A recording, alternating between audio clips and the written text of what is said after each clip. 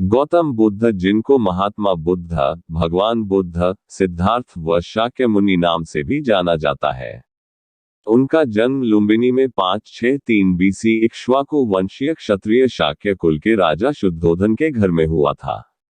महात्मा बुद्ध ने नश्वर संसार के ताप कष्टों को दूर करने तथा जीवन का रहस्य जानने के लिए गृहत्याग किया था। लंबे समय तक काया कष्ट सहकर ज्ञान प्राप्त किया और उन्हें जीव जगत का बोध हुआ, इसलिए वे बौद्ध कहलाए। उन्होंने मानवता को अहिंसा का उपदेश दिया। इस कहानी में बौद्ध जी के शुरुआती जीवन के बारे में विस्तार से बताया गया है। राजा शुद्धोधन के यहाँ सिद्धार्थ अथवा बुद्ध का जन्म हुआ। पिताजी ने ज्योतिषियों को बुलाकर बच्चे का भविष्य पूछा। उन्होंने कहा, या तो ये सम्राट होगा और या ये साधु बनेगा। एक तरह से देखा जाए तो सच्चा सम्राट भीतर से साधु ही होता है। जब ज्योतिषियों की भविष्यवाणी राजा ने सुनी तो वे घबरा गए कि मेरा बेटा साधु हो जाए, ऐसा ठीक नहीं होगा। राजा ने पूछा, कोई उपाय बताएं, क्योंकि मैं चाहता हूं कि राजा का पुत्र राजा ही बने। ज्योतिषियों ने कहा कि इसका लालन पालन व पूरा जीवन बड़ी सावधानी में बिताना होगा। अर्थात आपका पुत्र सिद्धार्थ कभी किसी बूढ़े व्यक्ति को न देखे, कभी किसी बीमार व्यक्ति को न देखे और कभी किसी मरे हुए व्यक्ति को न देखे।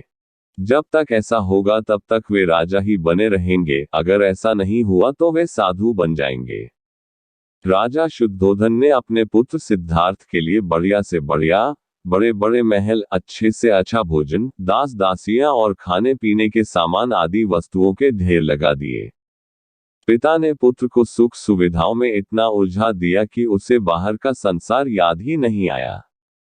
शुद्धोधन ने समझ लिया कि अब इतने सुखों के आगे साधु बनने का प्रश्न ही उपस्थित नहीं होता। वे निश्चित हो गए। राजा शुद्धोधन ने बिल्कुल पक्की व्यवस्था कर रखी थी कि उनका पुत्र सिद्धार्थ जीवन में कभी भी वृद्ध, बीमार और मृतक व्यक्ति को देख न सके, क्योंकि वे अपने पुत्र को खोना नहीं चाहते थे। सिद्धार्थ का जीवन ऐश्वर्य और सुख सुविधाओं में बीत रहा था। उनके जवान होने पर एक सुंदर कन्या यशोधरा से उनका विवाह हो गया। विवाह हो जाने पर शुद्धोधन की आधी चिंता मिट गई। अब तो शादी हो गई, अब कहाँ जाएगा? अब तो मेरा पुत्र बंधन में बंध गया है, अब उसके कहीं जाने का सवाल ही नहीं उठता। 1 वर्ष बाद सिद्धार्थ के बेटे का भी जन्म हो गया। उसका नाम राहुल रखा गया। अब राजा शुद्धोधन को बिल्कुल पक्का विश्वास हो गया कि अब ये कहीं नहीं जा सकता। एक दिन सिद्धार्थ ने कहा कि पिताजी, आज तक मैंने कभी अपनी राजधानी नहीं देखी, आपकी आज्ञा हो तो आज देख आऊं। राजा ने कहा, हाँ हाँ, अवश्य जाओ, अपना शहर देख कर आओ। एक सारथी को भी साथ में भेजा गया कि जाओ राजकुमार को राजधानी घुमा फिरा कर लाओ। राजा ने चाक चौबंद इंतजाम कर रखा था कि कहीं चूक न हो जाए। सिद्धार्थ के लिए राजधानी के प्रमुख मार्ग खूब सजाए गए थे, पर घूमते घूमते सिद्धार्थ ने थोड़ा उल्टा मार्ग ले लिया। वे उस मार्ग से गुजरने लगे जहां पर तैयारी नहीं थी, और आज उनको बहुत आश्चर्य हुआ जब पहली बार उन्होंने एक बूढ़े आदमी को देखा। कमर झुकी हुई, पूरी चमड़ी में झुर्रियां पड़ी थीं। वह परेशानी और दुख से बेहाल था। उसकी चाल बहुत धीमी थी।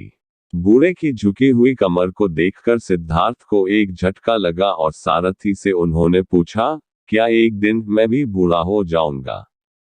सारथी ने कहा, हाँ राजकुमार, हर व्यक्ति के जीवन में 3 अवस्थाएं आती हैं, बचपन, जवानी और बुढ़ापा। एक दिन तुम भी बुढ़ापे की अवस्था में जाओगे। हे राजकुमार, ये संसार का नियम है, चाहे गरीब हो या अमीर, सबका शरीर शिथिल अर्थात बूढ़ा होता है। राजकुमार सोच में पड़ गया। सारथी ने रथ को आगे बढ़ाया तो कुछ दूरी पर एक बीमार व्यक्ति मिला जो रोगों से घिरा हुआ था।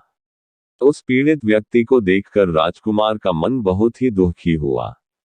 राजकुमार सिद्धार्थ ने पूछा, इसको क्या हुआ है? सारथी ने कहा, ये व्यक्ति बीमार है, इसलिए ये कराह रहा है। इस संसार में दुख और सुख दोनों है। यह अपने अपने भाग्य की बात है कि कोई दुखी है और कोई सुखी है। सिद्धार्थ ने पूछा, क्या मैं भी कभी बीमार हो सकता हूं? सारथी ने कहा, राजकुमार, आप यह विचार अभी छोड़ दें। समय बड़ा बलवान होता है।